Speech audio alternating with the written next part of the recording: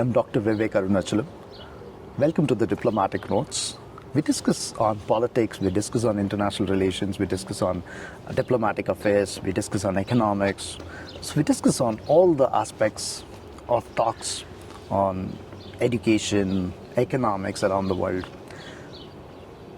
I would appreciate you to watch, like, and subscribe these videos. Thank you. Like the Darwin's, the evolutionary theory, you have to adopt every day, basically. And this is the same for the changing of the German economy. We talked about competitiveness, that you have new competitors coming up from Asia. You have to find a strategy how you can continue to be successful at the end of the day. Hello everyone, welcome to the Diplomatic Notice. I'm Kristina Shuina, a journalist in business and culture. I welcome you all to discuss on the topic competitiveness in Germany and industrial politics with Mr Volker Friedrich. Hi. Hello, good morning.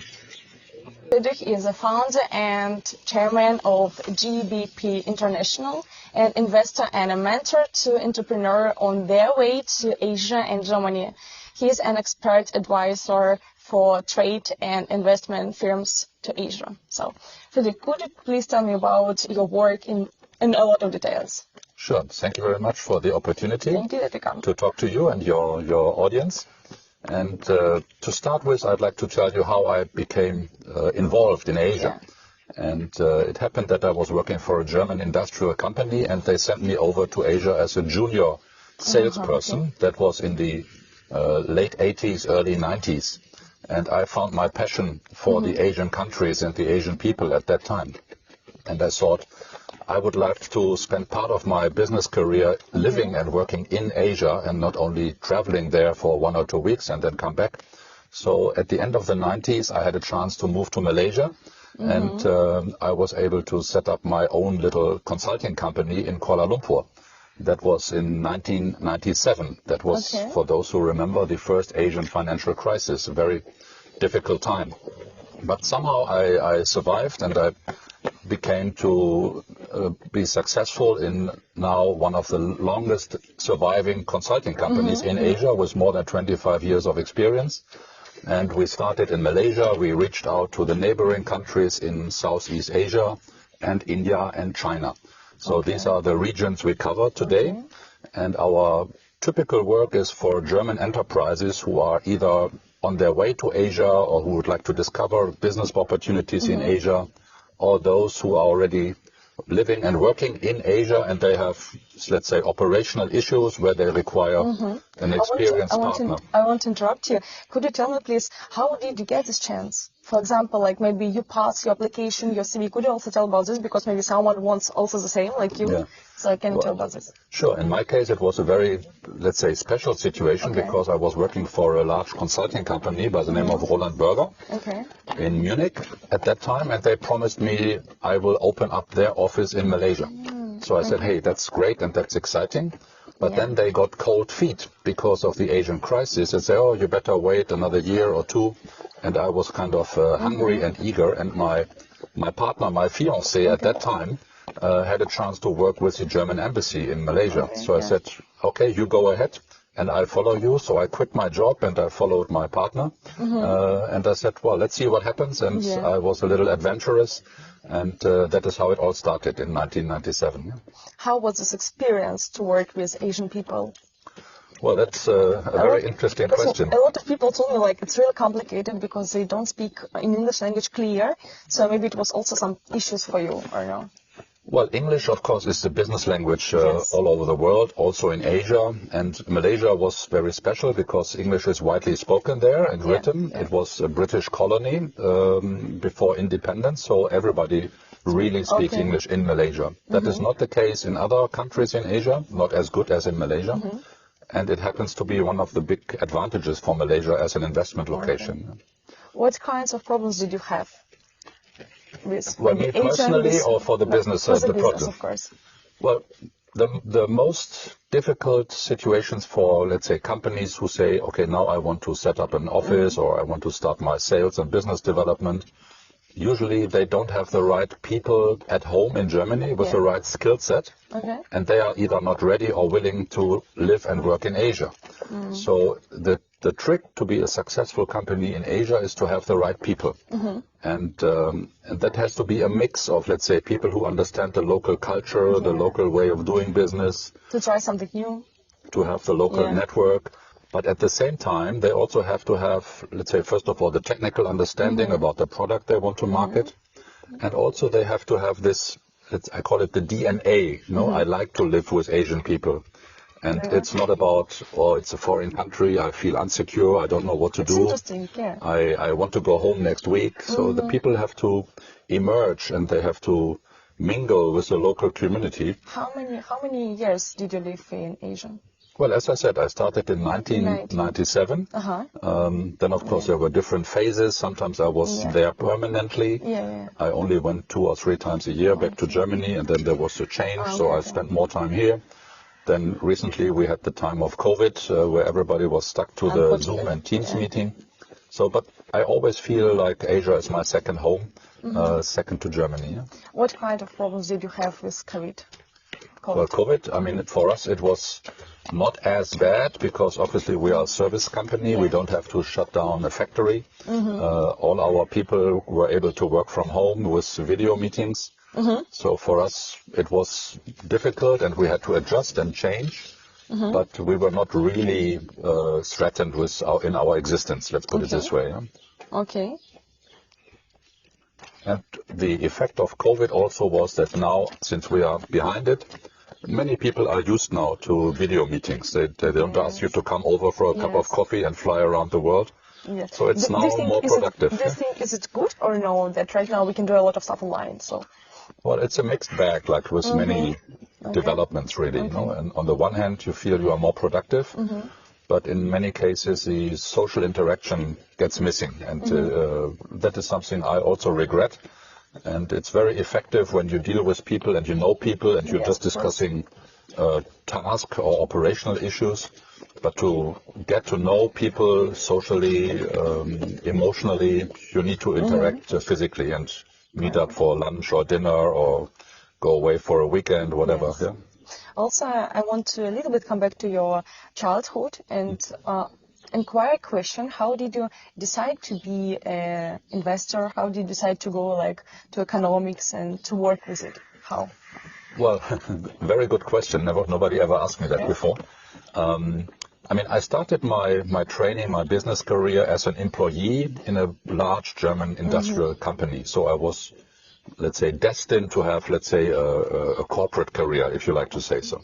Okay. And then my father was a self-made businessman. He was working on construction. So I have, from my family home, always the vibes of being an entrepreneur. You know, sometimes things were really nice, good contract, good money. But then there were also downtimes, like in all entrepreneurial stories. So I admire my father for doing that. And then I got a chance, as I said, when I was given the opportunity to move without a job, basically, to Malaysia. I said, well, let's try for 1 or 2 years. There's no risk or little risk. And then I kind of stayed into that game of being my own boss. My own entrepreneurial spirit was kind of triggered, and I liked it. I enjoyed it. I was reasonably successful. And then, of course, over the years, there were ups and downs, and somehow I managed to stay in the game. Yeah? How is it to combine everything, like to be in Asia, to travel also, to be here, like combine business and family? Is it okay? Because I know that a lot of families create a lot of problems. You're not here and something like this. You travel, I cannot, or something, any problems. So do you have something like this? Well, I would say it depends on your partner. You know, if you're on your own, nobody cares. Nobody asks you what do you do. But in my case, I had a very let's say, active wife. She also travels for business. So we had a mutual understanding. I mean, even if we're not in the same city at the same time, it's still a trustful and happy partnership. And everybody was supporting the other person. So it was no issue, really. Yeah. Okay. And also, I want to ask you, when I introduced you, I said that you are a chairman of BWA. Could you explain us, please, what is it, BWA? Yeah, BWA is a German business association registered here in Berlin. Okay. And they have all in all around 3,000 members representing German small, medium-sized enterprises. And my job inside that organization is to help them with foreign trade and development, foreign businesses.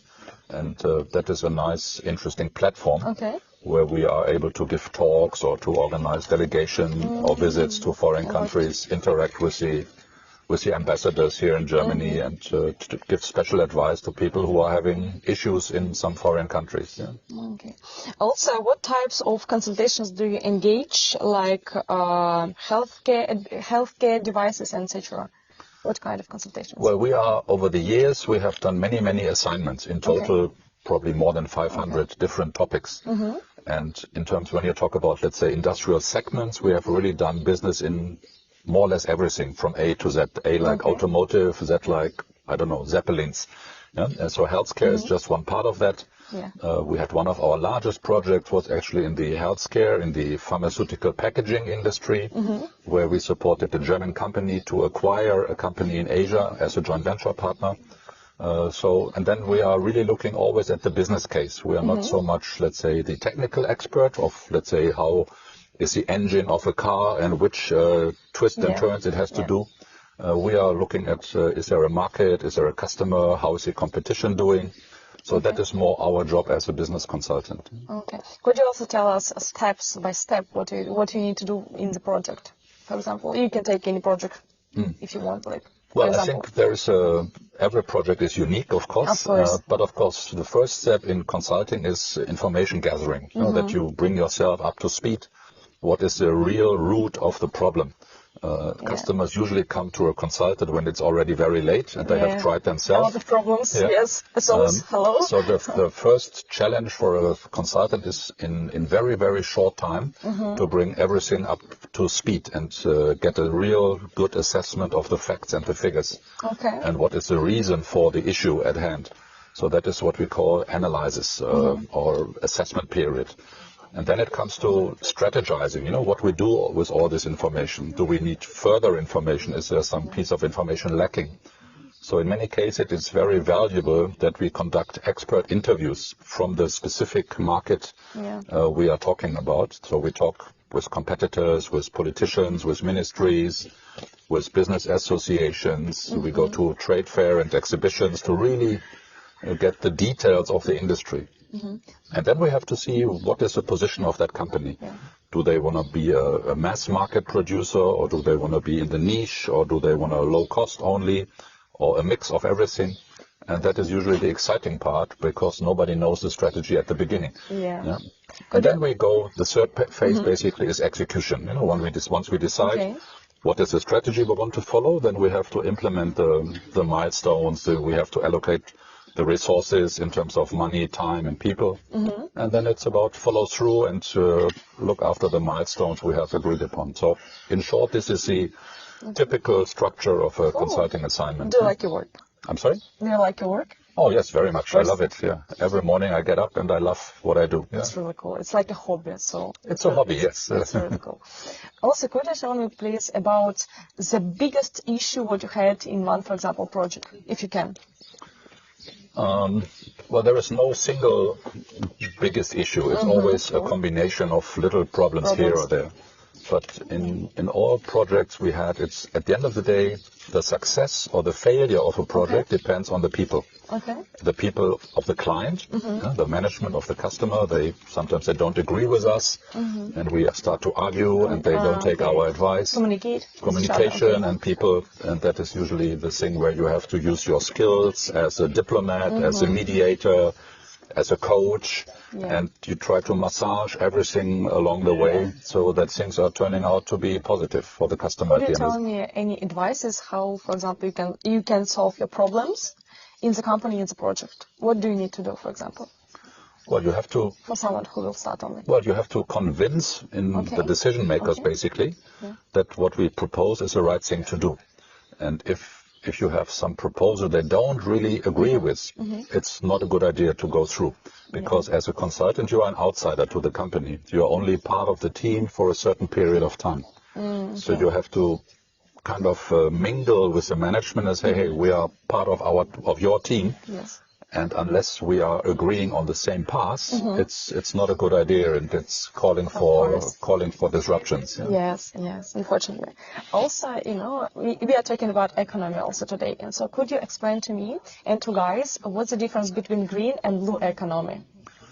Well, green economy, I mean, of course, green and climate-friendly economies are the buzzword of today. Yeah. Okay. And especially since we're here in Germany, we have a lot of issues how we are converting our traditional industry into a CO2 neutral, sustainable economy. Okay. And that is, many people say, the biggest challenge since the last 100 years. Yeah, so, and of course, there's a lot of disagreement that people are reluctant to change because they say, oh, we were successful with our made in Germany machinery and engineering stuff in the 80s and 90s, and now we have to look for, I don't know, windmills and hydroelectric power plants. Yeah. So that's a real challenge, and it's very detailed, and you have to really analyze in detail what it takes and what are the consequences of your actions and your policy decisions which are being done at the moment. And in my view, that sometimes is a little bit too little. You need to take along the whole economy and the players in the economy. Which countries' economics do you like? I'm sorry? Which countries' economic do you like? Which countries? Countries, yes. For example, maybe do you like economy in Russia, in Asia? Did you compare this? Well, of course, I'm an economist, a macroeconomist by You training know and everything. study, so we know the Everything. economic systems. Of course, China is very much in my focus, and we see the rivalry between the Chinese model and the European or the US model. Yeah.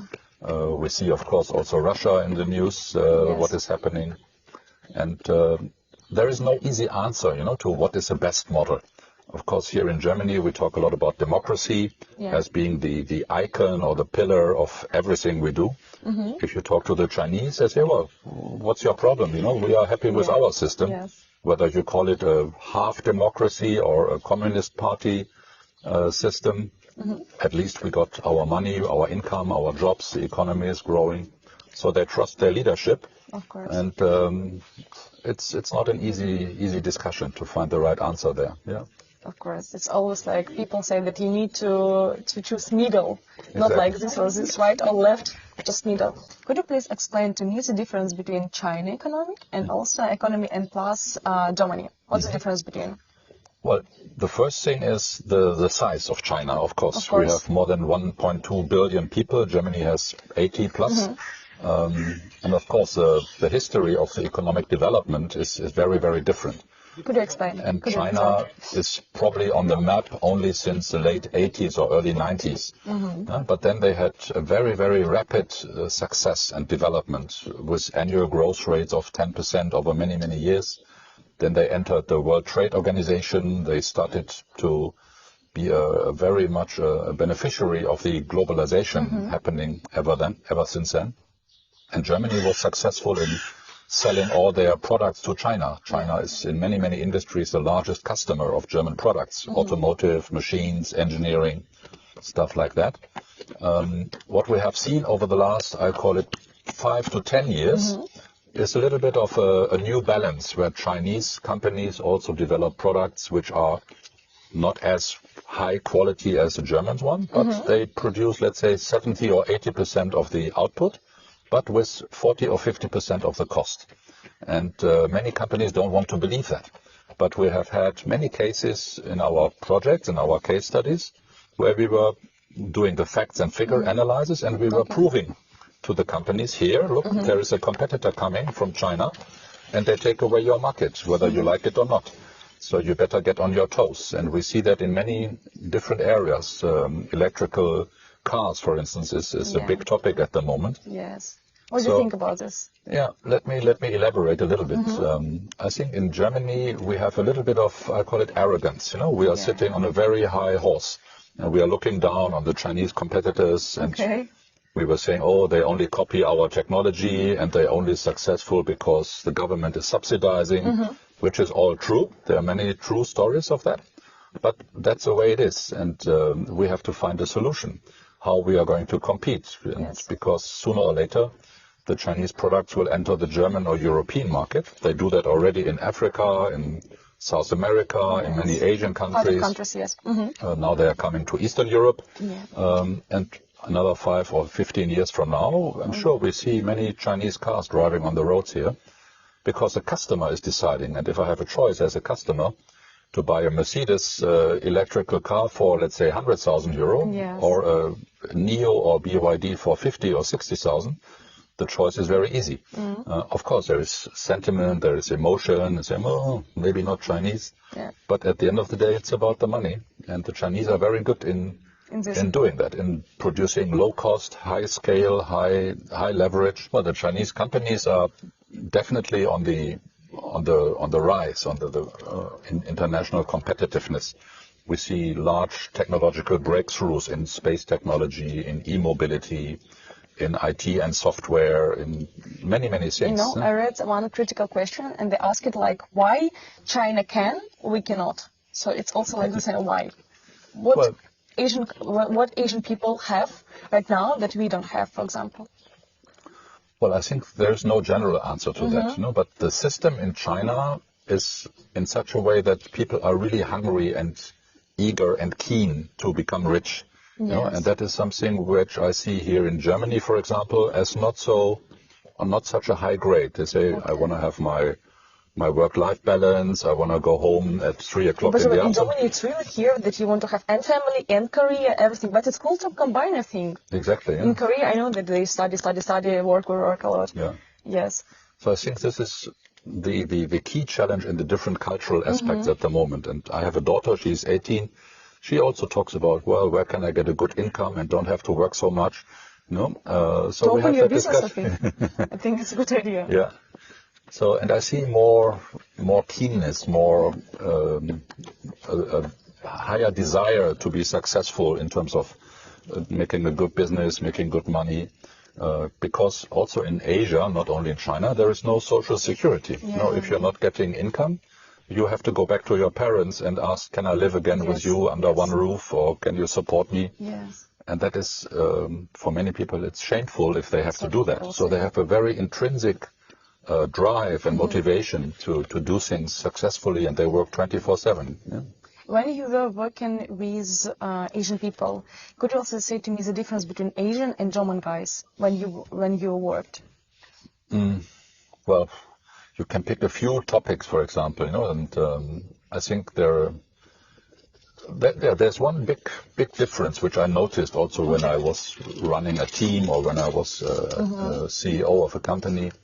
And this is that the typical, and I don't like the word in general, but if you can make an average statement, the typical Asian employee, they like to have guidance and they like to have a road or a path they need to follow.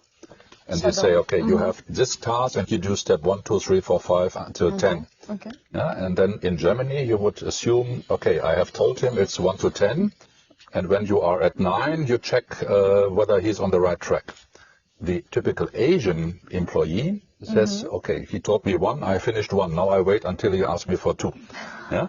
So, and then suddenly you get surprises because why didn't he follow through? Yes. So there's a little lack of, let's say, creativity, or how do I do things on my own, or what do I do if there is nobody I can ask how to proceed.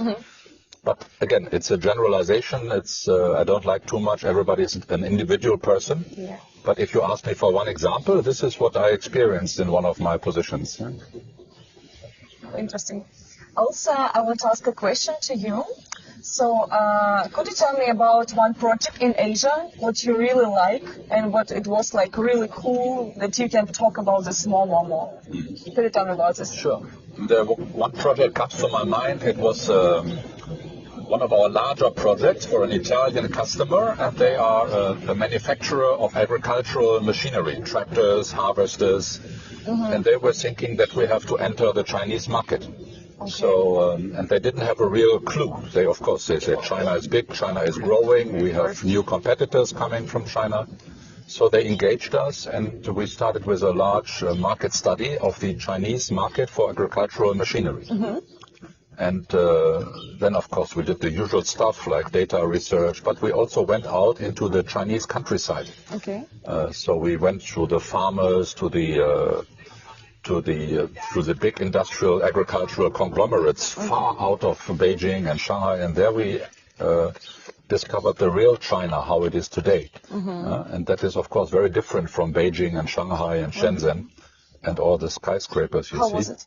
For me, it was an eye-opening experience, because this is like you went through a time tunnel, and it was like you are backwards 100 years, because the farmers, they were still working the field with their donkeys and their horses, and they were living in very, very basic conditions in their villages. Okay. And so we gathered all this information and we put that into a strategy for our Italian customer.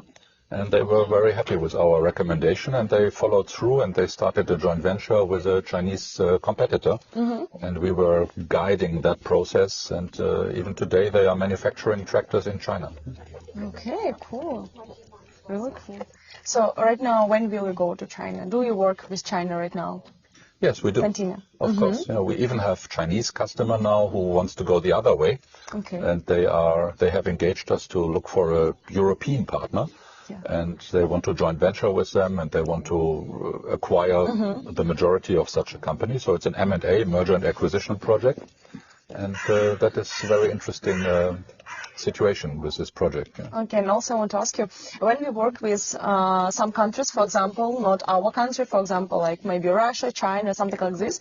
So also, could you say to me, for example, what did you take from this experience? For example, maybe you like, for example, how Asian people like work or something like this, and we took this for your company, for example, and right now you also create the same stuff in your company. For example, I have a sister, and she's a chemical person, and she also was working with international, I can say, business company, and they created like really interesting, I can say like shuttle or something like this, when you just like can find in the easy way something that it's really essential for you right now. So and she also remembered about this, and she created the same in her company right now. So and right now she took this experience and created something in your own. So do you have something like this?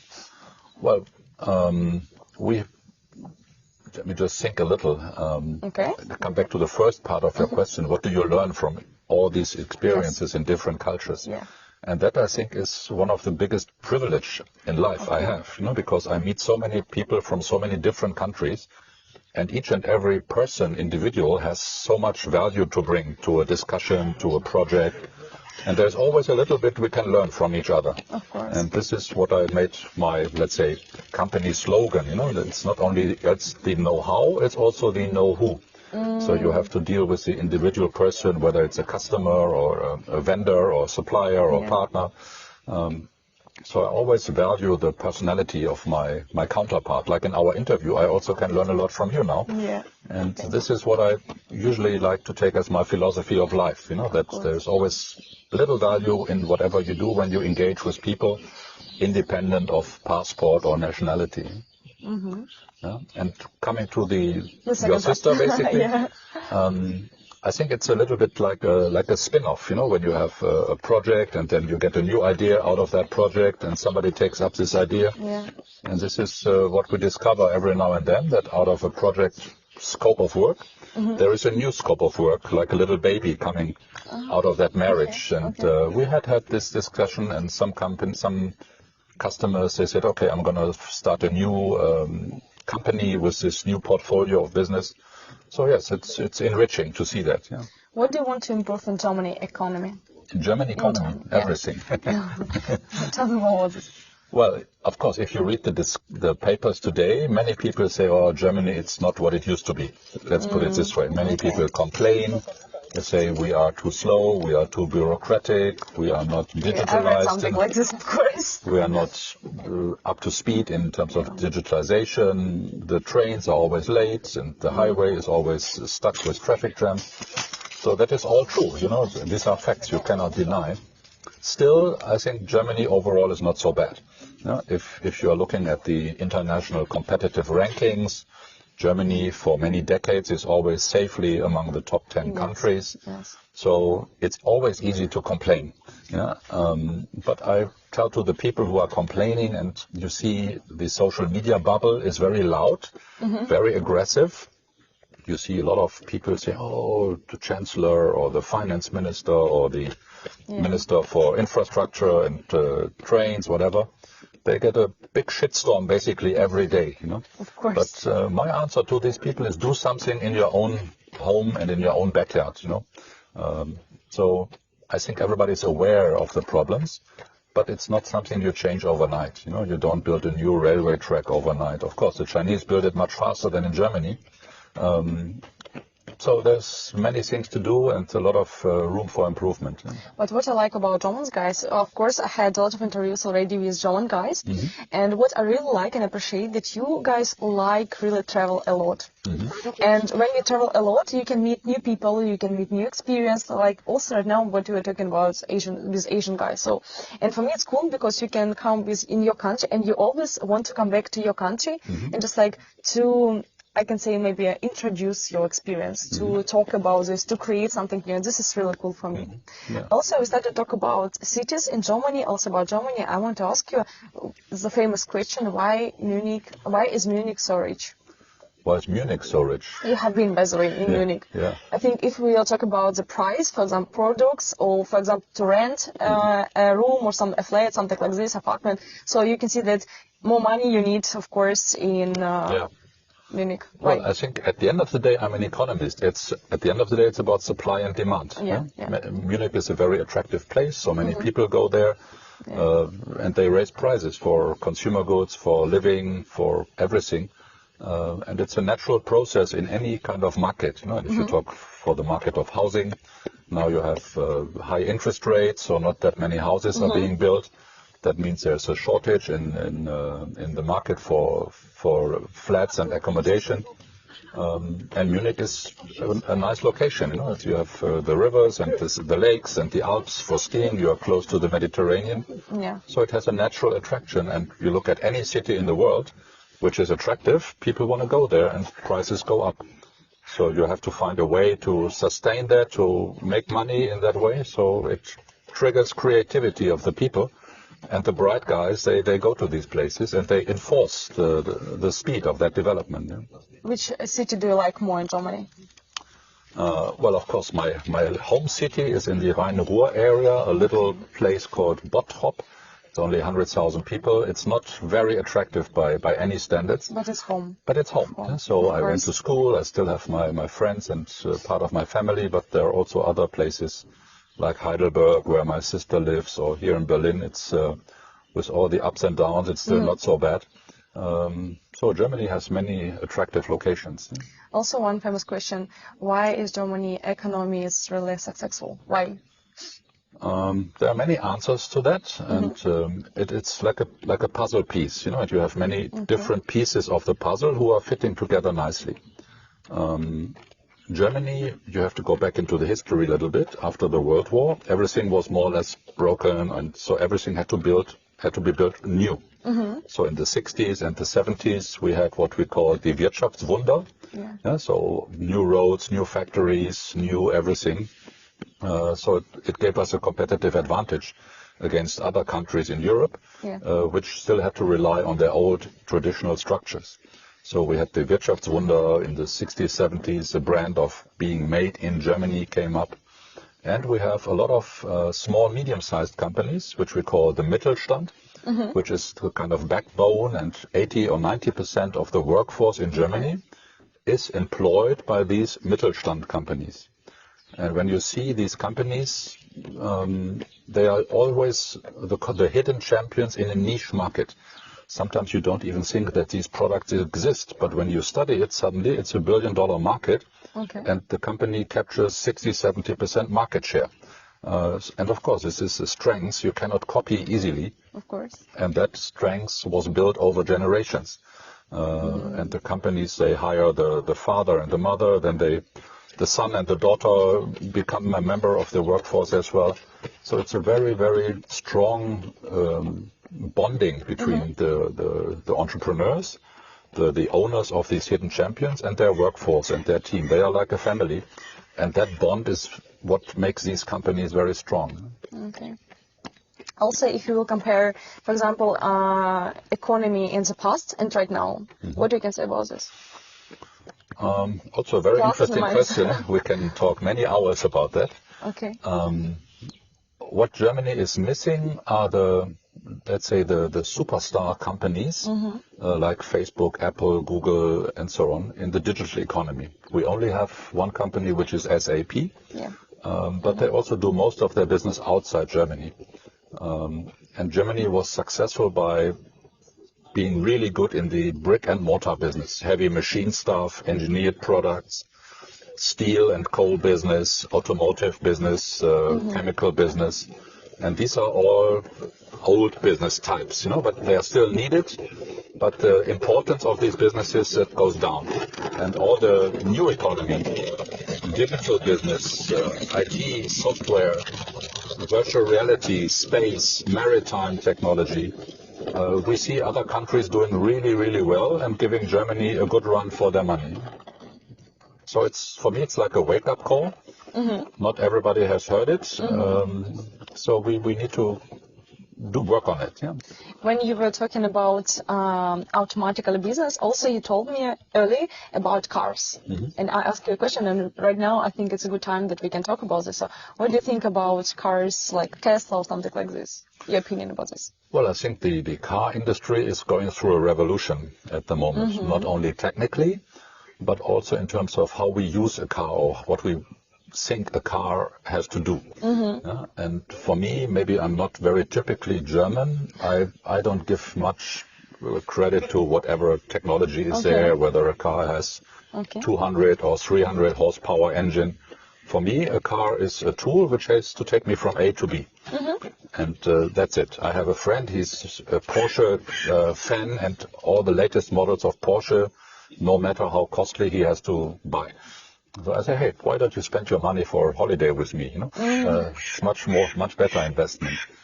So the car industry is going through a change. And if you look at China, for example, these Chinese cars, the customers, they know they are going to be stuck in traffic anyway. They can't go faster than 30 or 50 miles per hour. So they want to have a nice living room with leather seats, with super high entertainment system, sound system, internet connectivity while they are going from A to B in their car. And I think the German car industry especially, they were very focused on engineering of high-end quality from the past also the race same cars. That is the DNA of the engineers producing these cars. And companies like BYD or also Tesla, they go, it's a software system and a living room on wheels. So they don't want to go into Formula One as a target market, for example. So many topics in the car industry, but still the car and automotive industry is very important to Germany. I think the recent statistic was 1 in 7 workers depend directly or indirectly in Germany on the car industry. And if you look at the production numbers of vehicles, they are steadily going down. So there has to be an adjustment. They have to find new businesses and adjust. Also, could you tell me, you were talking about Asia. So do you have any kind of experience what changed your life? Well, in Korea. A good question. Well, I would say in hindsight, if I look at the last 25 years, it was relatively stable. There was not a big disruption or anything like that. I have to change my business case completely. If I look at the business, it's the consulting business. Fortunately, it was more or less stable. Good advice is always needed. Of course, we have competitors, we have difficult customers who don't want to pay as much as we want. So these are day-to-day business challenges we have. And I think I can manage reasonably well. I'm 60 now, so I have seen a few ups and downs, and I know how to manage them.